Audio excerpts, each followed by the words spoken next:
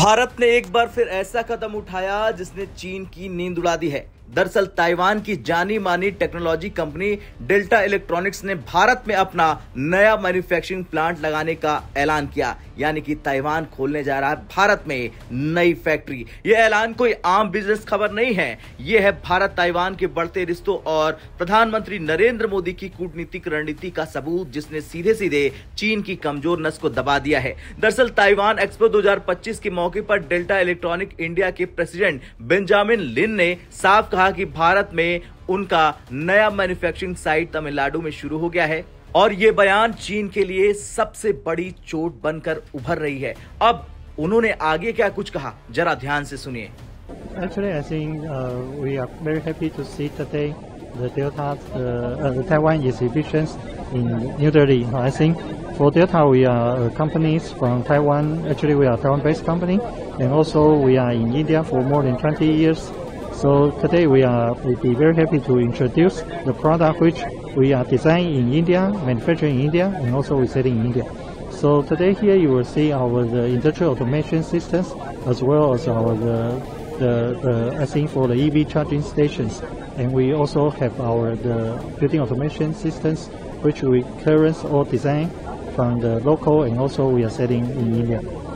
I think we just announced our new manufacturing site in Kishnagiri, Tamil Nadu, and we're just doing the groundbreaking, I think 2 weeks back, for our new facility for the Factory 3 and for Factory 7.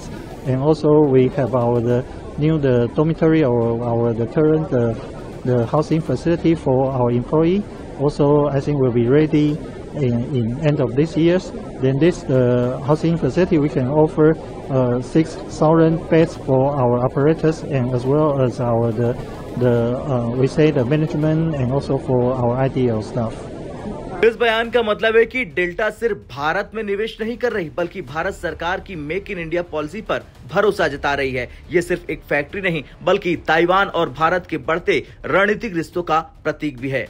Tamil Nadu आज भारत का नया manufacturing power house बनता जा रहा। Apple, Foxconn, Samsung जैसी बड़ी कंपनियां पहले ही वहां बड़े पैमाने पर मैन्युफैक्चरिंग कर रही है। अब डेल्टा इलेक्ट्रॉनिक्स का आना इस राज्य को और बड़ा ग्लोबल टेक हब बना देगा। यहां पर इलेक्ट्रॉनिक्स, सेमीकंडक्टर और ग्रीन एनर्जी से जुड़े प्रोजेक्ट के लिए बेहतरीन इंफ्रास्ट्रक्चर, और इससे हजारों लोगों को रोजगार मिलेगा और भारत की हाईटेक मैन्युफैक्चरिंग क्षमता और मजबूत हो जाएगी। अब बात करते हैं इस खबर के सबसे बड़े एंगल की, चीन की कमजोर नस। जी हां, चीन की कमजोर नस है ताइवान, और ताइवान चीन के लिए हमेशा से एक संवेदनशील मुद्दा रहा। चीन ताइवान को अपना हिस्सा मानता है, जबकि ताइवान खुद को एक स्वतंत्र देश कहता है। अमेरिका और उसके सहयोगी देश ताइवान को लगातार सपोर्ट करते हैं। ऐसे में ताइवान की कंपनी का भारत में बड़ा निवेश चीन को कूटनीतिक झटका है। भारत ने खुले तौर पर ताइवान के साथ व्यापार बढ़ाकर चीन को यह संदेश दिया कि अगर तुम भारत की सीमाओं पर तनाव बढ़ाओगे तो हम तुम्हारी सबसे बड़ी कमजोर नस ताइवान को कूटनीतिक हथियार बना सकते हैं। बता दें कि प्रधानमंत्री नरेंद्र मोदी की विदेश नीति पिछले कुछ सालों में बैलेंस्ड लेकिन बोल्ड रही है। चीन के साथ व्यापारिक रिश्ते बनाए रखने के बावजूद भारत लगातार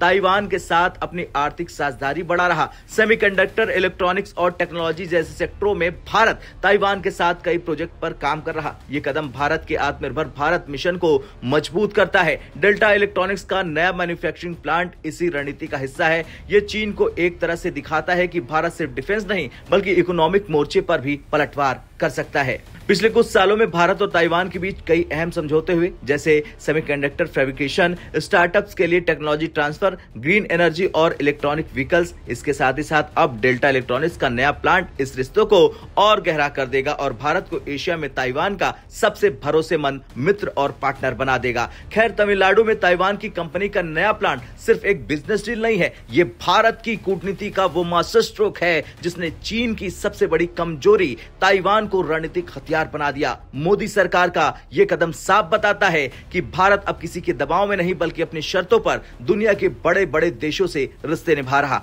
अब आपसे सवाल, आपको क्या लगता है, क्या भारत और ताइवान की यह दोस्ती चीन के खिलाफ एक आर्थिक गेम चेंजर साबित होगी? हाँ या ना में कमेंट कर जरूर बताएं।